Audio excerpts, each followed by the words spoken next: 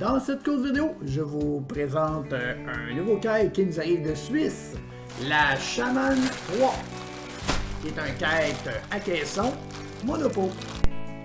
Alors, à moins que vous commandiez un autre sac gin de transport, votre kite sera envoyé dans ce sac de transport standard qui est, ma foi, très simple.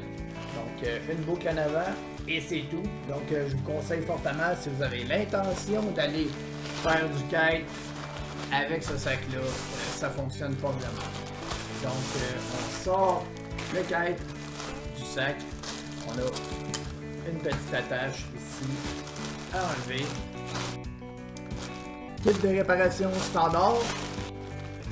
Premier détail important, on peut voir que ce kite-là, la Shaman 3, a des lattes à l'intérieur du bord d'attaque et tout le long du bord d'attaque qui lui permet de conserver sa forme pendant le vol.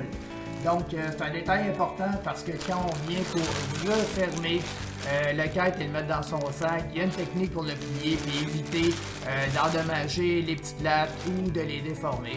Donc, c'est vraiment important d'aller regarder un tutoriel sur la méthode pour pouvoir plier un kite Shaman 3 de gin. Alors voici la Shaman 3 6 mètres une fois déployée avec sa couleur banane ou je sais pas, c'est-tu citron. Bon, alors détail important, gin pour éviter le phénomène de flapping en bout d'aile, en fait, du bord de fuite quand le kite est dépoweré. En fait, quand le kite traverse la fenêtre devant et qu'on tire pas la barre, ce type de kite-là monosurface a tendance à avoir du flapping, tandis que gin a ajouté en bout d'aile des caissons ouverts par lesquels l'air va s'engouffrer et tendre toute cette surface-là, ce qui va stabiliser énormément la voile en vol, ce qui va l'éviter finalement de fermer en taco pendant les turbulences. On remarque aussi les suspentes qui sont extrêmement minces et ça va être à déterminer à la longue. Est-ce que si quand ça se prend dans un objet, comme par exemple un bout de glace, est-ce que ces suspentes-là vont résister à l'abrasion, à la tension forte? Ça va être à voir avec le temps. Sur le système de bridage, on a ici, au lieu de l'utilisation d'une poulie, gin utilise des anneaux de transfert.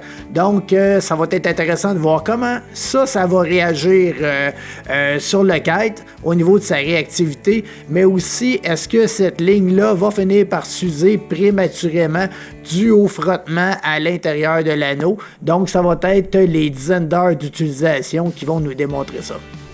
Pourquoi changer une formule gagnante? On a ici la 5e ligne qui se sépare tout simplement pour que le kite ferme en accordéon sur son centre. Donc, très fonctionnel, on va voir la vidéo.